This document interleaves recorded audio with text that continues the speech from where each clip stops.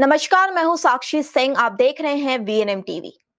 2025 एक ऐसा साल जो शुरू हुआ था नई उम्मीदों के साथ, नए सपनों के साथ।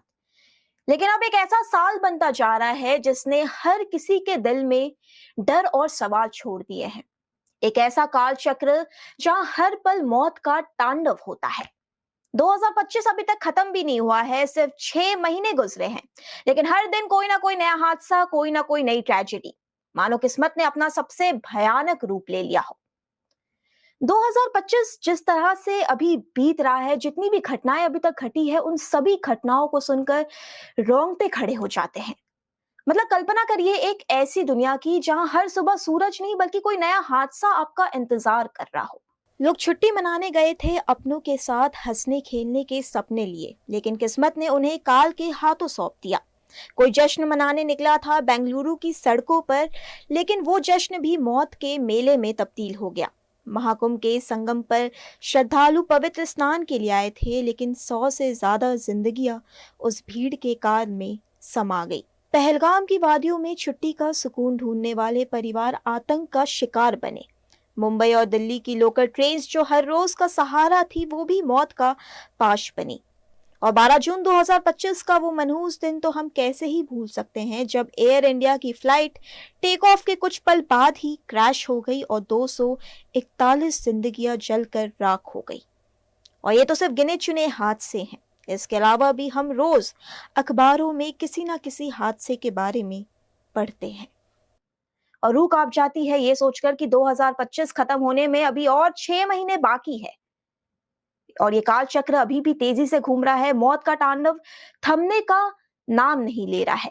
और ऐसे में हम सभी के मन में सिर्फ एक ही सवाल है कि आखिर क्यों क्यों ये 2025 का साल इतना जालिम और भयानक है। क्या ये कोई इत्तेफाक का खेल है, आंकड़ों का कोई जादू, या फिर कोई ग्रहों का प्रकोप इस तूफान को चला रहा है। 2025 की शुरुआत में कई सारे ज्योतिषों ने 2025 को लेकर भविष्यवाणी की थी, जो अभी सच होती नजर आ रही है। और ऐसे में मन में सवाल उठना तो लाजमी है। और इसी के चलते आज के इस सेगमेंट में हम टेरो रीडिंग और न्यूमरोलॉजी के जरिए 2025 के इस गुत्थी को सुलझाने की कोशिश करेंगे, क्योंकि कभी कभी आंकड़े और भविष्यवाणी भी जीवन के इस खेल में महत्वपूर्ण भूमिका निभाते हैं। इस वक्त हमारे साथ नेहा जी जुड़ेंगे, जो एक टेरो रीडर और न्यूमरोलॉजिस्ट है, जिनके साथ मिलकर हम ये जानेंगे कि 2025 का ये जो साल है वो इतना भयानक क्यों है। तो इस वक्त हमारे साथ नेहा जी मौजूद हैं, जो एक टेरो रीडर और न्यूमरोलॉजिस्ट हैं। नेहा जी, बहुत बहुत स्वागत है आपका वीएनएम टीवी पर। Thank you.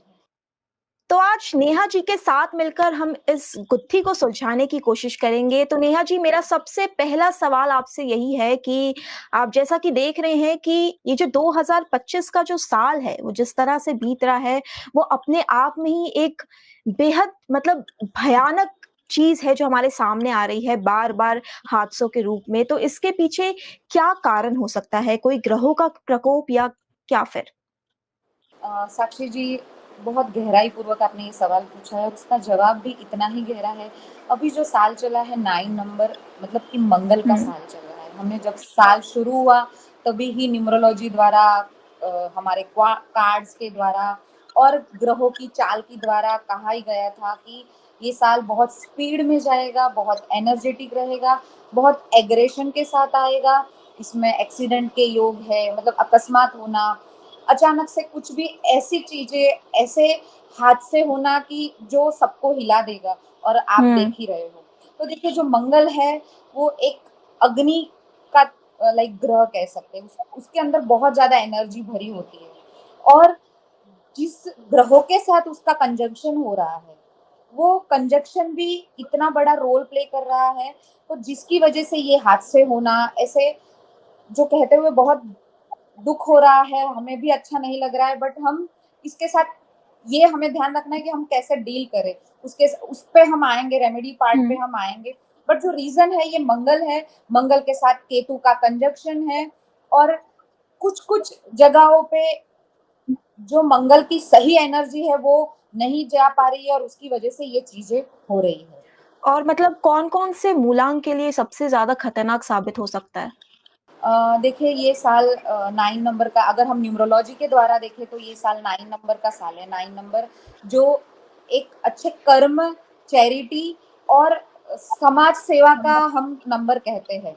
तो ये नंबर, ये जो मूलांक वाले, जो मूलांक है, 2 मूलांक है, 4 है और साथ-साथ 9 हुँ, इटसेल्फ, ये तीनों के लिए ये साल थोड़ा चैलेंजिंग रह सकता है। जो 2 नंबर वाले हैं उनको एंग्जायटी, एंग्शियसनेस बहुत ज़्यादा रहेगी, क्योंकि उनकी एनर्जी कहीं न कहीं मतलब चैनलाइज़्ड हुँ, नहीं हो रही है। तो ऑलरेडी वो 2 नंबर होता है, थोड़ा डिप्रेशन में रहता है, थोड़ा ओवरथिंकिंग का हुँ। कारक रहता है, और 9 नंबर ऐड होने से एंग्जायटी, एंग्शियसनेस बढ़ाता है।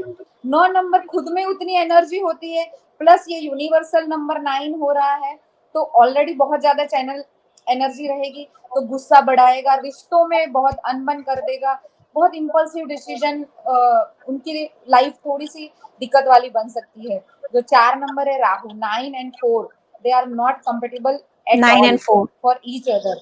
या सो नेचुरली उन लोगों के लिए, 4 नंबर वालों के लिए भी ये साल थोड़ा चैलेंजिंग रह सकता है, अच्छा, तो अब ऐसे देखते में हैं। एक सवाल है कि जैसे कि आपने बोला कि 9 और 4 ये दोनों ही नंबर एक-दूसरे के साथ बिल्कुल भी कंपैटिबल नहीं है, तो अगर अब ये दोनों मूलांक वाले लोग अगर साथ में हैं, मतलब रिश्ते में हैं, शादी हो चुकी है, तो फिर उनके लिए कैसा साल रहेगा?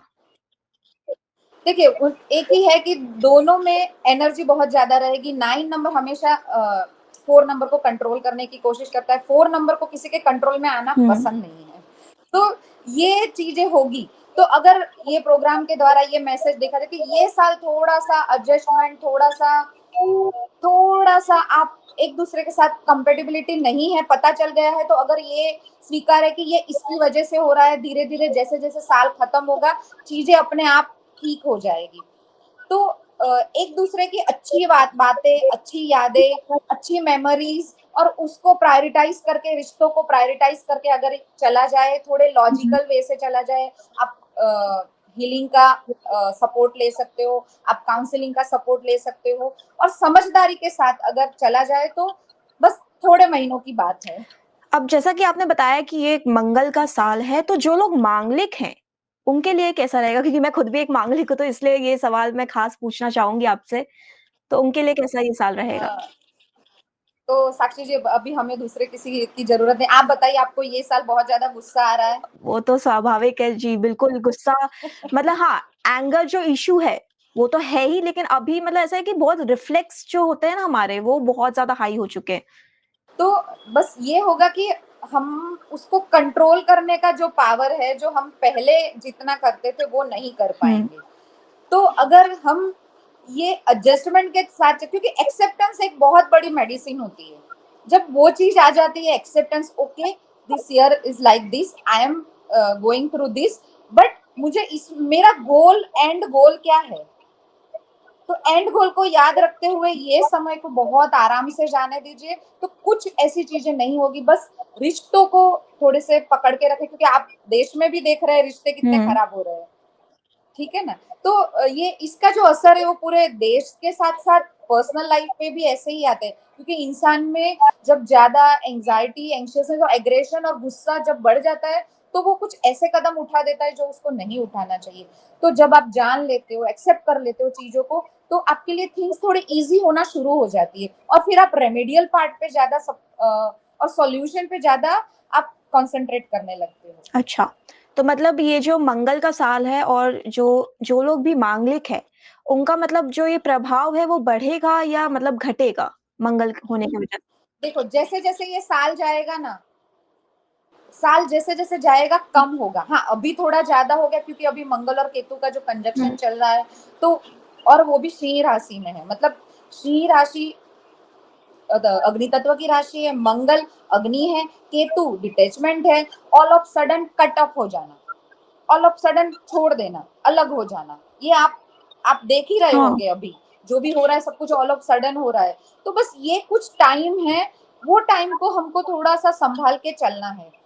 ये टाइम को हम हमारी एनर्जी को, हम हमारे गुस्सों को कहाँ चैनलाइज कर सके, ये करना है, तो धीरे धीरे इसका प्रभाव कम होगा। दूसरा है कि ग्रह को समझो, ग्रह के हिसाब से काम करो, तो वो आपको नेगेटिव रिजल्ट नहीं देगा। जैसे मैंने आपको कहा, 9 नंबर चैरिटी है, अच्छे कर्म का नंबर है, तो आप ये एड ऑन कर दो अपनी लाइफ में, ठीक हो जाएगा। गुस्सा है, गुस्से को कैसे कंट्रोल करना है, कैसे, उसके लिए मेडिटेशन करो, उसके लिए आप हेल्प मांगो, सपोर्ट लो।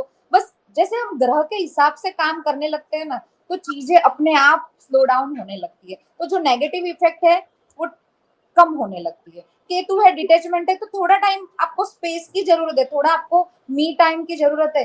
तो अपने जो भी आसपास है, जहां से जो भी सिचुएशन से गो थ्रू कर रहे हैं, वहां से थोड़ा सा डिटेचमेंट ला दो, ओके धीरे धीरे हो जाएगा। I have to be like, पहले मेरे को खुद का ध्यान रखना है, सेल्फ केयर करनी है, मी टाइम मेरा करना है। तो जैसे आप ग्रहों का उपयोग करने लगोगे ना, तो ग्रह अपने आप स्लो डाउन होकर आपको अच्छे रिजल्ट देने लगेंगे। अच्छा। और मतलब अभी जितनी भी जो घटनाएँ घटी है, उसका कहीं न कहीं अनुमान लगा लिया गया था 2025 की शुरुआत में ही कि युद्ध की स्थिति पैदा होगी, और अभी आप देख रहे हैं ईरान और इज़राइल के बीच में, फिर इंडिया-पाकिस्तान के बीच में भी अभी जो हाल ही यार में हुआ।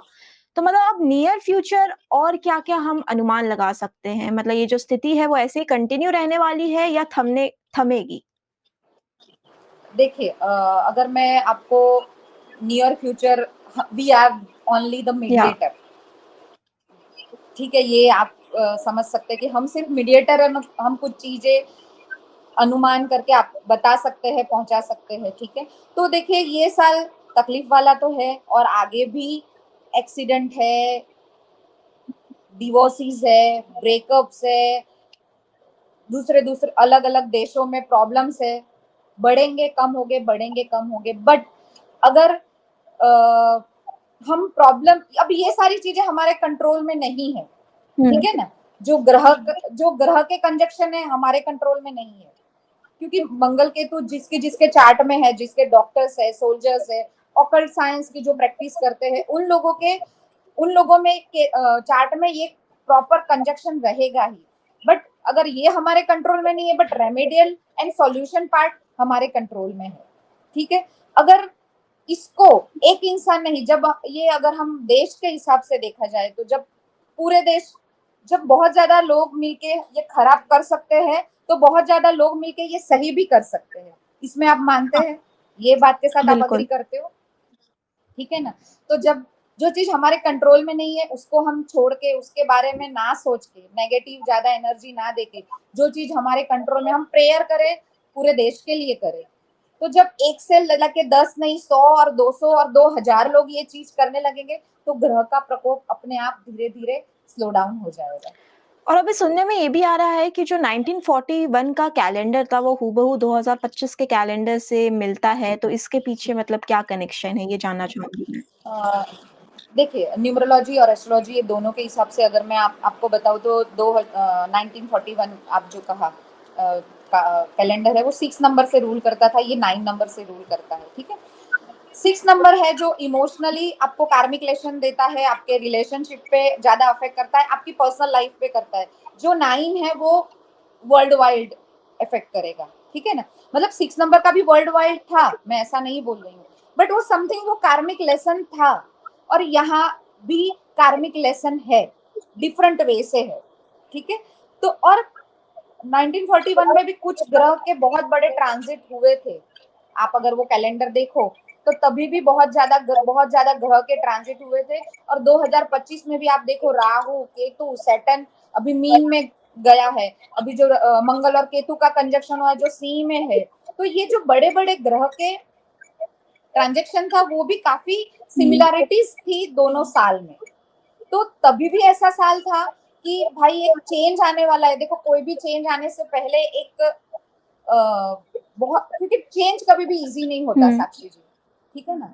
तो खराब चीज को खत्म करने के लिए, अच्छी चीज भरने के लिए पहले पूरा खाली करना पड़ेगा। और उसमें बहुत बार, सॉरी टू से, बट जिनका दोष नहीं है उनको भी इससे, ये साइकिल से गो थ्रू करना पड़ता है। तो ये तरीके से दोनों साल सिमिलर कह सकते हो आपकी ये जो ट्रांजिट है। क्योंकि शनि का मीन में आना बहुत अच्छी बात नहीं कही जाती है, बट ये हुआ है, तो उसकी वजह से ये दोनों कैलेंडर को सिमिलर कहा जा सकता है। तो आपके कर्म पे आप बहुत ज्यादा कॉन्सेंट्रेट, कंटिन्यूस वॉच करो, कंटिन्यूस कर्म पे आप जितना अच्छा करोगे, जितने आप, मैं सब लोगों से ये प्रार्थना करना चाहूंगी कि जब हमको पता है हम जो नंबर से रूल करते हैं तो वो नंबर के पॉजिटिव इफेक्ट है, वो नंबर के जो भी स्ट्रेंथ है, अगर हम उसको यूज करते हैं तो हम 100% इसके नेगेटिव रिजल्ट से बच सकते ओके। हैं। अब ये तो हमने बात करी कि किन लोगों के लिए ये साल खतरनाक हो सकता है, अब किन लोगों के लिए साल अच्छा है, मतलब कि वो नॉर्मली ये साल को निकाल लेंगे? या देखिए 6 नंबर के लिए ये साल बहुत अच्छा है। 1 नंबर से जो रूल करते हैं उनके लिए ये साल बहुत अच्छा है। 6 है, 1 है, 7 है।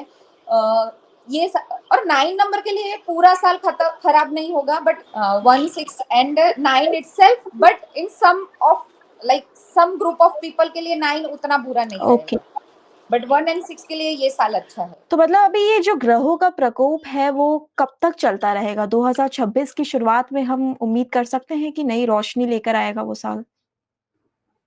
अ, देखिए ग्रह अपना काम करेंगे। मैं ये कह सकती हूँ कि जैसे भी ये सिंह राशि से थोड़ा-सा चेंज होगा, हुँ। मंगल केतु का ट्रांजिट मतलब जो सिंह में से वो नेक्स्ट राशि में जैसे जाएगा, 1 महीने के बाद मंगल खिसकता है, ठीक है ना? तो वो जैसे जाएगा तो धीरे-धीरे ये चीज़ें स्लो डाउन धीरे-धीरे होगी। उसके साथ-साथ ये होगा कि जब ये चीज़ हुई तो बीइंग अ ह्यूमन हम लोगों को भी कुछ अवेयरनेस के साथ, जैसे कि अगर कोई यात्रा है, अगर ज़रूरी नहीं है तो आप थोड़ी स्थगित कर दीजिए कुछ समय के लिए। प्रिकॉशन बहुत ज़्यादा हुँ। ज़रूरी है, राइट? हार्श मतलब हार्श वर्ड्स बोलना, रैश ड्राइविंग, ये सारी चीज़ों पे लोग अभी अवेयरली काम करने लगेंगे, और यात्राओं पे तो मैं ठीक है? देख रही हूँ बहुत ज़्यादा मतलब ग्रहण लगा ही हुआ है, क्योंकि अभी तक जितने भी हादसे हुए हैं वो पहलगाम में लोग छुट्टी मनाने गए थे। फिर अहमदाबाद विमान हादसा, या कोई ना कोई मतलब कहीं न कहीं जा ही रहे थे वो लोग, और तब ये हादसा घटित हुए हैं। क्योंकि क्या है देखिए, ये आप जो हादसे बता रहे हैं मैंने आपको पहले ही बोला, मंगल और केतु जिनके चार्ट में होता है वो डॉक्टर होते हैं, वो सोल्जर होते हैं, और वो ऑकल्ट प्रैक्टिस मतलब हमारे जैसे टैरो रीडिंग है, एस्ट्रोलॉजी है, वास्तु, इन तीनों के चार्ट में ये कहीं ना कहीं कुछ कंजक्शन बहुत ज्यादा असर करता है। तब वो नेगेटिवली तो आपने भी देखा कि यहाँ जो हुआ उसमें बीजे मेडिकल के हुँ। बच्चे को सफर करना पड़ा, डॉक्टर मतलब डॉक्टर्स को सफर करना पड़ा, तो उनके चार्ट पे ये बहुत ज्यादा इम्पैक्ट डाल रहा है। तो जैसे ही जुलाई में ये जाएगा, सिंह राशि से दूसरी राशि में खिसकेगा, और लोग भी उसके साथ अवेयर होने लगे। आपने अभी भी देखा कि अभी लोग ट्रैवल करते हैं तो मेरे पास बहुत ज्यादा हीलिंग आ रही है कि हम ये डेट्स में ट्रैवल कर रहे हैं, प्लीज आप हीलिंग दे हुँ। देना। तो हम वो पॉजिटिव जो एनर्जी है उन पे पहुंचाएंगे तो लोगों की अवेयरनेस और साथ में ग्रह का खिसकना खिसकना धीरे शांति ला सकता है। और हम भी आशा करेंगे और हम सब मिलके ये प्रेयर करेंगे कि नया साल और इवन आने वाला समय भी उतना बुरा ना हो। अच्छा, अब मैं आपसे उपाय के बारे में जानना चाहूँगी कि अब ये जी। जितनी मतलब अब साल तो है ही भयानक, तो अब इससे बचने के लिए क्या-क्या कर सकते हैं हम? देखिए साक्षी जी, मैं आपने बहुत अच्छा सवाल पूछा और मैं भी इसमें बिलीव करती हूँ कि प्रॉब्लम हुँ। तो है ही, और जो हमारे कंट्रोल में नहीं है उसको हम छोड़ के अब हाँ, हम सॉल्यूशन बिल्कुल। कैसे लाए जो हमारे कंट्रोल में है।